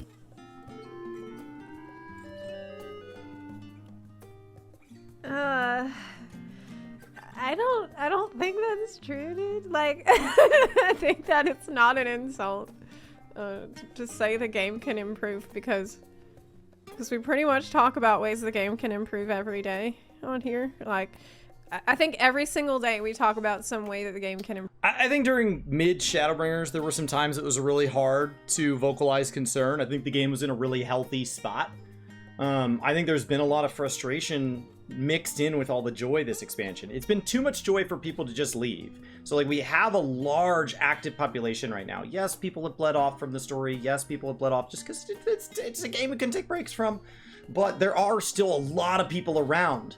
And, but among those, like, I don't think anybody's saying it's perfect. There are people that, maybe they're frustrated with the balance in Crystalline Conflict. Maybe they think that P8S could have been handled differently. Maybe they feel like the add-on stuff should have just one more discussion. And, maybe housing is what frustrates them. Maybe it's just that the glamour dresser is just never going to be large enough under the current glamour system. I think there are valid concerns. If you want to criticize the game, though, because so much of it is positive, I do think you need to be very, very precise. And so one of the things I think Zeplive has done that was a very good job is, like, around the add-on stuff, and just instead of just saying add-ons are bad, okay? I think she's done a great job of saying, like, okay, you don't want add-ons, but you want to learn from it. Let me go out to Twitter.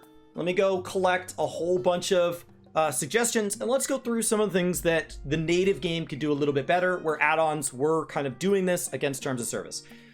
Talking about, like, what are things we could learn from other games, but I think you have to be very precise, because the overall view of the game is still very positive. In the past, there have been times which criticism for criticism's sake has been widely hated on, but we have seen a massive surge in the acceptance of videos from people like Zeplive and Xeno that are just being critical. They're just being critical, but they're being critical from a point of love. They're being critical from a point of wanting it to do better, and not saying in a point of entitlement where if they don't do my things, it's because they don't want it to be good. They're just saying, like, I think it could be better, and I'm not just tossing that suggestion out like just be better or just stop doing the bad things, but, like, here's specific examples of areas that I think we could see improvement. Here's why I think they could see improvement. Here's a suggestion of one of the ways I would solve this if it were me or somebody else has suggested, or how another game has maybe handled it that might, some portion of that might work here, or some portion of that might be an example of what not to do. And I think there's a lot of examples there. I think where he's going to continue coming into trouble, if he continues to cover 14 on his 14 channel, is if he's not specific. And so ideally that's something that, while staying connected to the game, ideally that's something that hopefully I can help share with him everything he needs to kind of know from anything he misses as far as patch notes or what's going on in the community. Hopefully he's still consuming other content creators, and so he still has those talking points even though he's not maintaining a subscription. I'll enjoy discussions with him either way. I've enjoyed discussing New World with him. We've talked about Ashes together. We've talked about Nintendo together. I have a blast talking about games. Talking about games with Brian is what started Work to Game. That I'm not worried about. But as far as, like, if community hate is the thing to be avoided, precision is something that is asked of criticism of Final Fantasy XIV by and large. Improve. Okay, so maybe in my experience, most people are happy to discuss that. In fact, it's one of the people's favorite things to talk about is ways they want the game to improve. Like, this is all we talk about. Really. And he does that in New World. He puts out a post going over numbers and the analytics and stuff and all the Steam charts and all that. And those posts are like, this is why I subscribe. Like, those comment sections are widely positive when I go read the comments on his New World videos that are like very like, let's take a look at some numbers and then put my opinion in there. So maybe it's more like the way you're saying that. Oh shit, I pressed the button. Like, Do better. Okay, hear me out. I'm gonna put this as delicately as I can. If you're saying that from the perspective of someone that is not enjoying it, not having a good time, feeling forced to do it for the content, and then you make comments about that, and it's not fully from a place of like optimism for the game and seeing the potential for the game in ways that you're excited about, ways it could improve. If you do that from that other perspective of like, oh well, this other game is way better and I wish this game was more like that other game. I don't even think you have to be that positive. I think there are a lot of people that like Zeplive because she always puts that positive spin on things. I think like Jesse Cox makes things like delightful. Even if Jesse Cox told me how terrible of a person he thought I was, I would probably leave smiling. But I love his like 5-minute news things. It always makes it just so much easier to swallow like what's going on in the world of gaming and like, oh, what a disaster. But Jesse made it nice to learn. But there are people that come at it more angrily. You see people like Arthur's and Zeno that come at it sometimes very bitter and it's still received fine. But if you're gonna be hateful and bitter and you don't want the response to be just go play something else, it better A, be actionable, and B, be very precise in why you're frustrated. Anonymous anger is just not fun to listen to. Like when you're in a grocery store and somebody's just like shouting and you can't hear the other side of the phone, like the whole thing's just uncomfortable. But when there's like a rant, right? Like a lot of political speeches have gotten very angry in the United States. They get plenty of an audience. I'm like, this has got this problem and I'm just not having fun. Like, people will be able to pick up on that, and no matter how good your intentions are, no matter how good your point is, it will come across to people and they will not take it as well as if you had given that exact same suggestion in a different mindset. Like, people... And it can't always be anger. Zeno's not always angry. If you've ever watched him prog raid, he's very calm. He's very calm. So anger when things are worth being angry at is very fair. But misplaced anger gets you in a world of hurt. It's not fun to watch. People will notice, and it's just not going better. And it's unfortunate that's my take on that. As a game, it's become that. It's become a game. There are some random FFXIV Andes who act like the game is perfect and it cannot be improved, but it's a tiny, tiny minority of people. Like, it's such a small fraction of people that are like that. Where the idea that it could improve is such an insult to people. He said New World launched with a ton of problems, so of course people are more open to change. FFXIV can improve as well, but I think how is more divisive. Maybe it's just because there's way more people playing Final Fantasy XIV, so that's why there's more opinions about ways that it can and should be improved. So, because there's just a shitload more people. No. I think opinions are like butts or whatever the phrase is. Everybody's got one. So, like, I don't think it's that there's not plenty of opinions in New World. I think it's the first part. I think it's the first part. So the commenter, her, either way, that nailed it.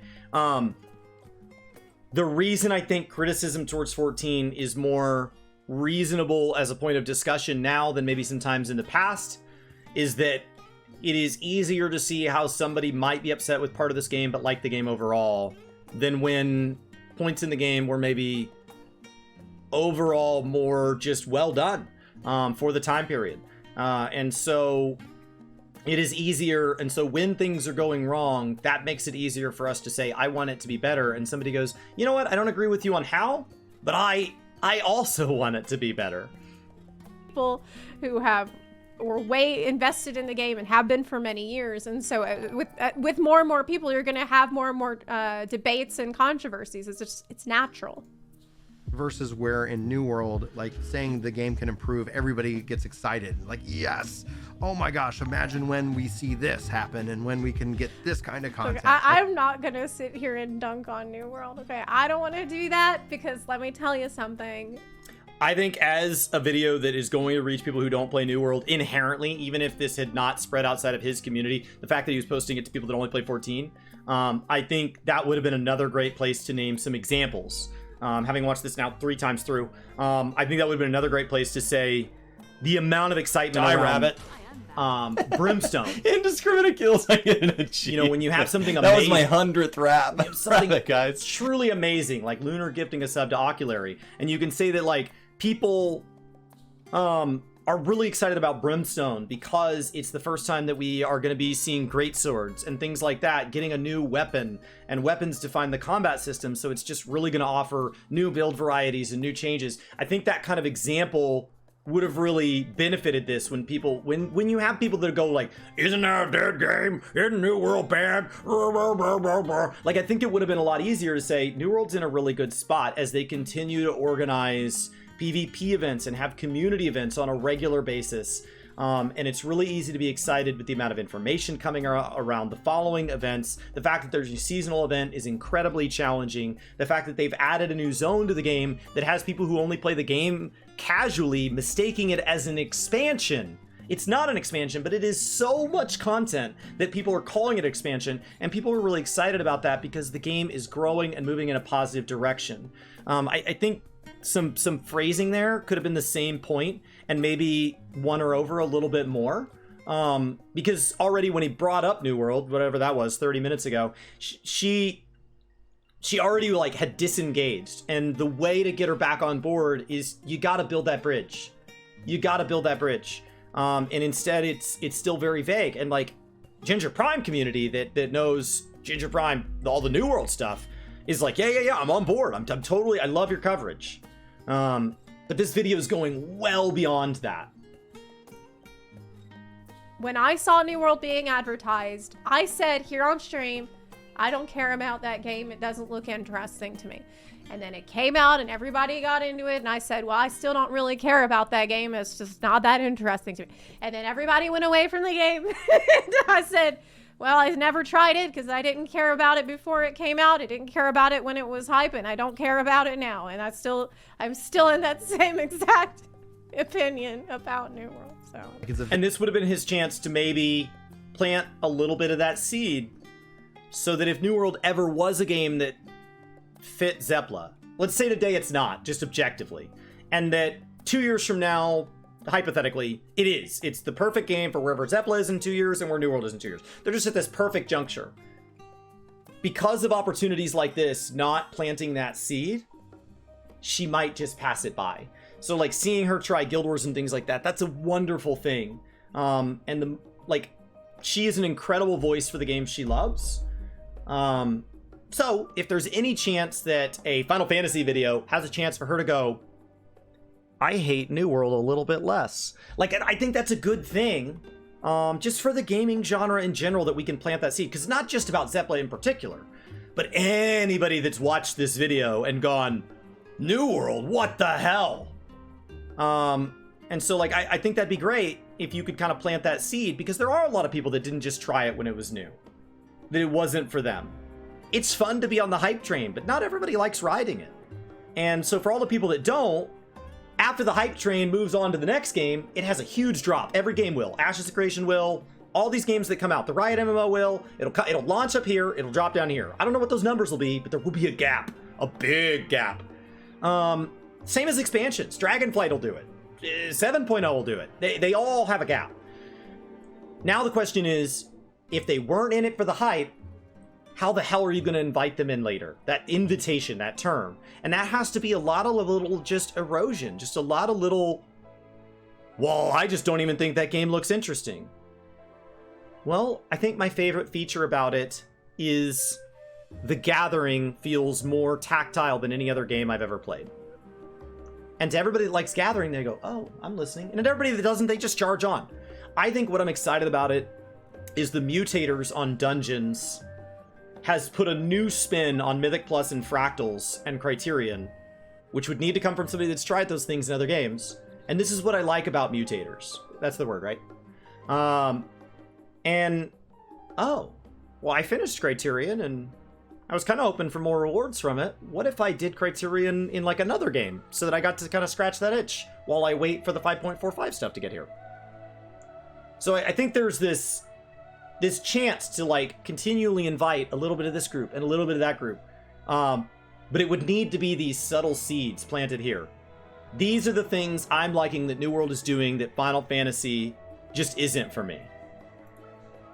Very. I don't want to. I'm just telling you that I could. Like, I don't think there's a game. There are a few games that I care so little about. And 14 have is so a very little interest defensive in. and in a way insecure kind of defensive. I always kind of was confused by that mindset. That's why I said earlier I would like him to make the video that is what I like about New World that it has that FFXIV doesn't. Oh, if he had that video live today, I bet she'd watch it. If he had planned this and then that video had gone live the very next day, the 10 reasons that New World is a better fit for me than Final Fantasy, she'd watch that. And, like, not just her. Like, she's the example because she's the public face, and she's an incredible vocal and positive public face that represents a lot of people. And if I could name all those people, I would. But instead, I'm just going to group it all under the term zeplive. But there are a lot of people that are where she's at. Where she's at is very relatable. And so, yeah, I hope he makes that video. Do it. Do it. I genuinely would like to see that video, that perspective, because I don't know a lot about that game because I have had so little interest in it. But there's always something that you could learn from another game. Like, there's always something that, you know, what itch is it scratching that FF14 can't? Like, I think that you should be open-minded in hearing him out, hearing that, you know, what's caught his attention that maybe our game could take into account and consider. That the idea that you're playing a game that does change in its nature, but yet you're absolutely afraid of that community policing is it just drives every good idea and even every bad idea. It's got to crush them all, because we can't let this game change. We have to, you know, control the narrative, and it's not for those reasons that. So I think right there, like, part of the other problem is that a lot of the feedback about 14, in particular, at this point in time, in particular, October 2022, a lot of the criticism that is being leveraged at 14, that is being responded to by devs, is tackling savage balances, PvP balances, housing, right?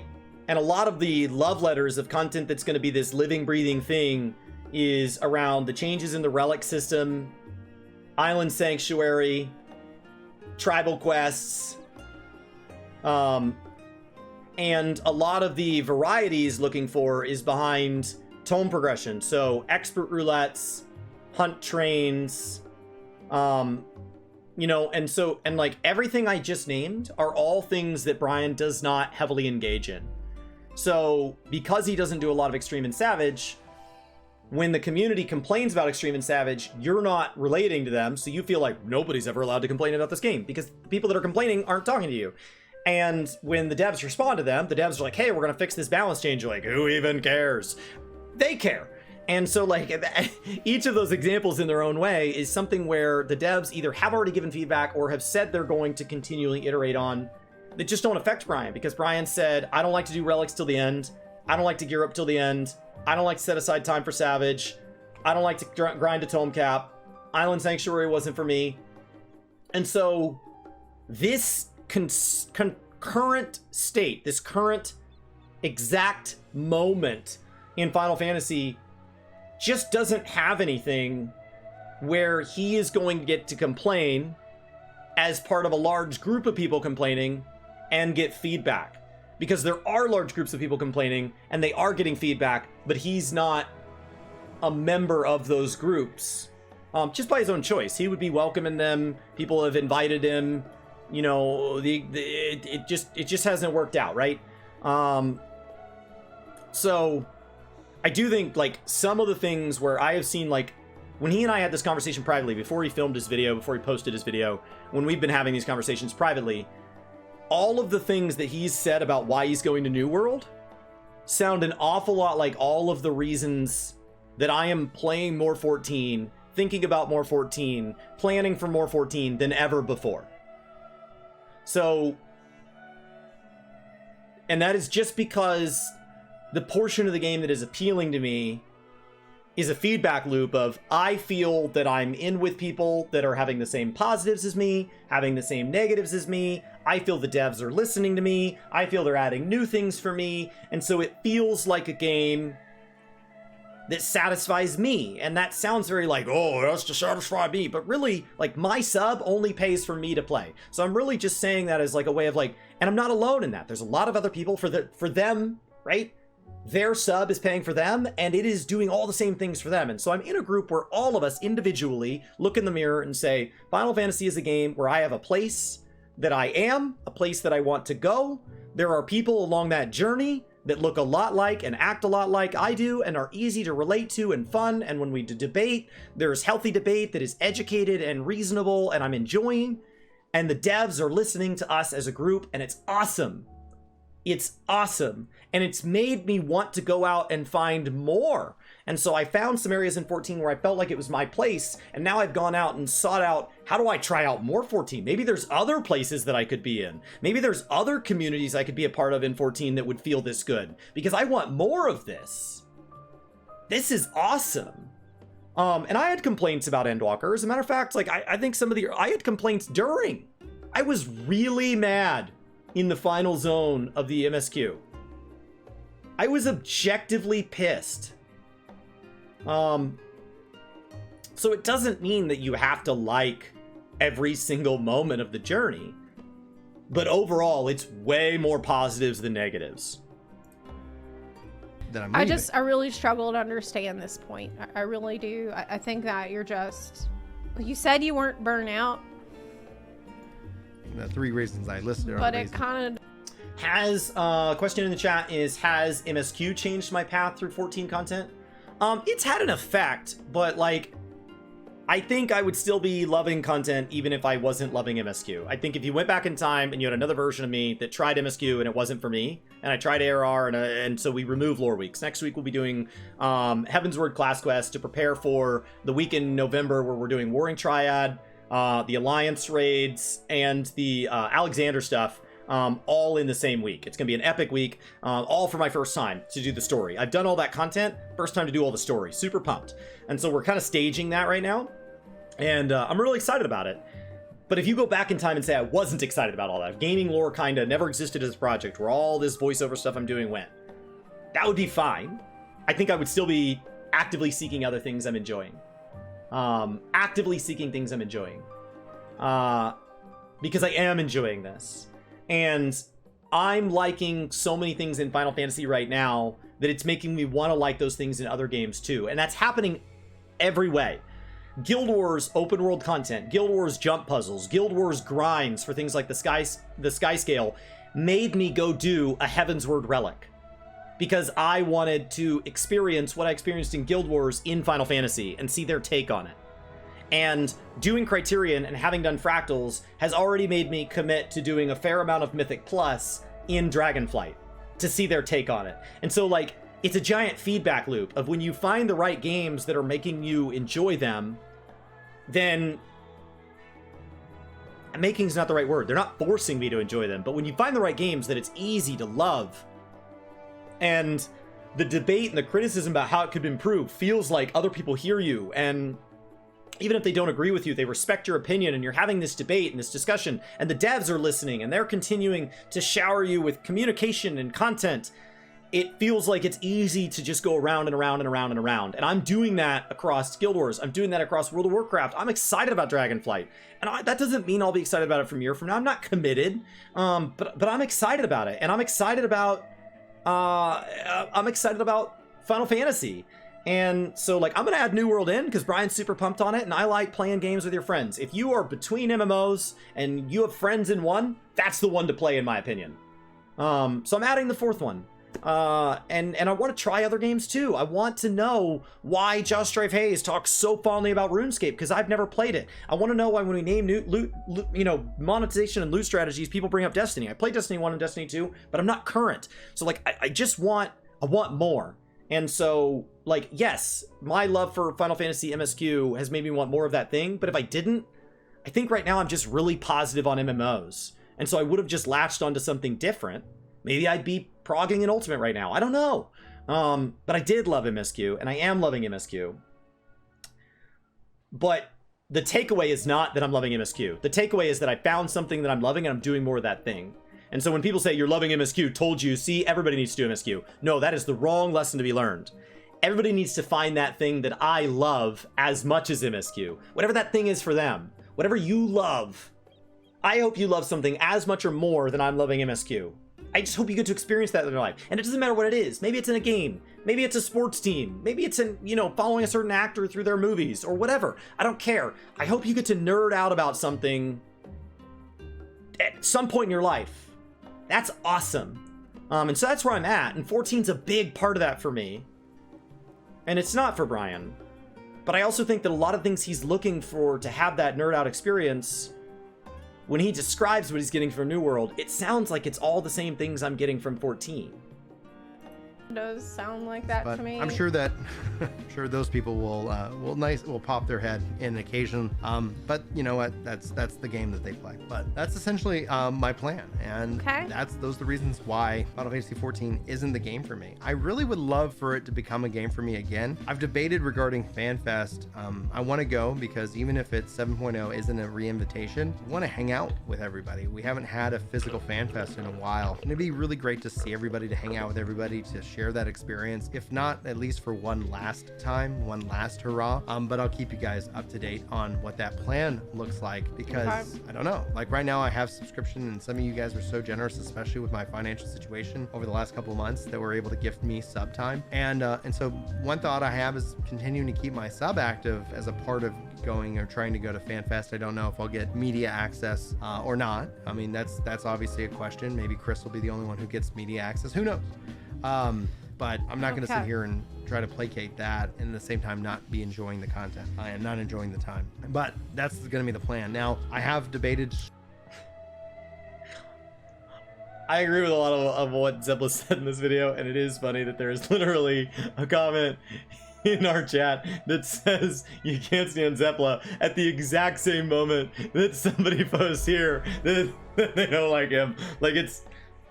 I love how diverse this community is. I adore it. I adore how diverse this community is. And if anything, more diversity. More diversity. Those opinions are valid.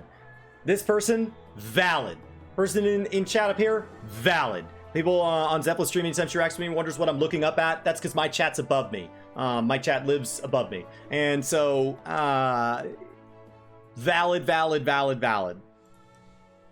Shifting my subscription into the Final Fantasy XI bucket, because like I couldn't ever imagine not going to FanFest, like, but it's me, so it's really hard for me to put myself in this like in his shoes and in his perspective. I cannot imagine what his life is like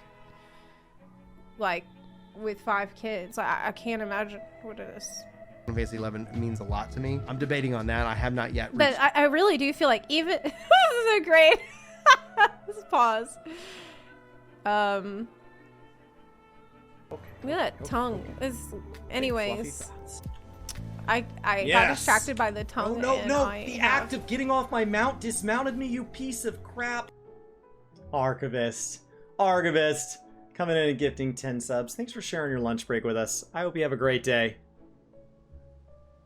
Yeah, I completely forgot my point that I was gonna say. Stop it! Don't put it. That's what happened to me. I forgot my point too. Did Archivist come be generous to you? It happens. It happens. I know. I see him in Rookery streams a lot. As somewhere else he hangs out. Put the licking. Okay, I think what I was gonna say was that even in times, I guess BlizzCon is a good example. Even in times when I didn't care about WoW, and I kind of burned out from WoW, and I didn't want to play WoW anymore. even then, every time BlizzCon rolled around, I wanted to see it. I wanted to at least watch it. And, but then again, it's me. And I feel like we're just really different people because I get... No, I don't think that element's different. I think there are people that just like like those conventions are really fun. There's also people that don't like those. World of Warcraft is a huge part of Asmongold's life, and he, like, it doesn't sound like when he talks about BlizzCon that that's his favorite thing. So I think, you know, I would love to go to another BlizzCon, whether or not any of the Blizzard games were in my life.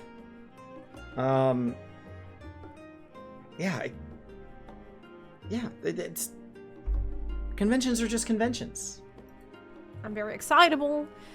Okay, I get hyped very easily. It doesn't take a lot for me to get hyped on something. And yet, I could not get hyped on New World. I said I wasn't going to dunk on New World. Okay, I'm sorry. Decision. You can let me know how you feel. I'm sorry. Either way in the comments. I'll be very curious as to that. But most Not of my trying time, to do that. in terms of gaming is really going to be focusing in on New World. Obviously, I'm very excited and looking forward to the future MMOs as well. So I'll be looking forward to that, and that's something where I'll shift my coverage to. I don't know what I'll do yet with gingerprime. I might become an 11 channel. It might just be a general Final Fantasy channel. At the end of the day, okay. There's no wrong answers. We're just looking for the questions to ask, and that's going to be the thought there. But I wanted to give you guys this message. I wanted to give you guys these thoughts and fair, wish you yeah. all the best. And thank you so much for all the support, especially within the world of Final Fantasy over these years. And hopefully none of this is surprising. Hopefully none of this upset you. It was but surprising. Let me know one way or the But other. if it upset you, then you need to check yourself, because if you're upset about this, then that's really dumb. Like, you should not be upset about this. You should be happy for him. Listening to himself is this thing that I tell you guys to do all the time. Check to see, are you having fun? Are you having a good time? And if you're not, you need to make a change, because life is too short. Thanks you guys so much again for your time. Thanks for listening to these words. Hopefully you guys enjoyed. Hopefully I'll see you in my next video. But until then, I wanted to understand his point of view. Exactly. Raltix is a very good point. Figure out how FFXIV is failing in his eyes. It's always worth to listen to people that had been really invested in the game for a while and then move away from it. You should listen to people like that. You shouldn't just, close your eyes and close your ears. I don't know why I did it like, close your eyes. This is backwards. And, bury your head in the sand. And anybody who says that they don't like it, they're doing clickbait, or they're way off base, and they got all these other problems. You should try to find what truth you can from their perspective. It's not a good tactic to say, people get insulted if you suggest improvement, and then not elaborate on points. That's fair. I do agree with that. I think really the thing that rubbed people wrong with this is more the complaints that he made about Final Fantasy specifically not feeling especially fleshed out. It felt more like he's just more interested in New World. And the specific complaints felt a bit weird. It was hard for me to understand them. And just, like, some of them didn't make any sense. Like the one about, the game is built for WoW refugees, which that makes no sense at all. I really don't see anything in the game that would lead you to that conclusion. Because it's not. Besides being a good MMO. There's nothing about it that is, like, geared towards WoW players in any way. It's just a good MMO, so that's attractive to MMO players. So some of it was weird, but give the guy a break. He has 5 kids. Jesus. Like, I really have a lot of sympathy for him. But I do also feel like people, I can't shake this feeling like people are really dogpiling on him and being super harsh in a way that I don't feel is entirely justified. But then again, I haven't really watched his videos lately. I've heard some people complain to me that they felt like there was a lot of clickbait he was doing. I mean, I think, so I've seen this leveraged at any time a video goes wider than you thought it would. Brian put out a video when Destiny 2 made some mistakes on launch that went a lot wider than we expected.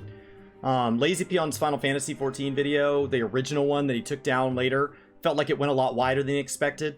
My spreadsheet video is something that Zeplive reacted to live on stream. Felt like it went a lot wider than I expected. It was a clip of a summary of a nerd stream. Like it wasn't meant to go as wide as it did. And what happens is when something goes wide, there's a lot of context that gets left out. Being since a 1.0 player and not flashing back to various milestones, referencing a joke that wasn't then put in, referencing individual frustrations about Final Fantasy XIV and not putting them in, talking about what New World's doing well and not putting that in. Like, those are all things that if you follow Brian, you can probably largely guess or follow along a little bit what he's saying. But here it is vague because I don't think this video was meant to become what it's become. It's been reacted to an awful lot. For the number of people that say, like, who gives a crap if he quits? I've been pinged an awful lot about it.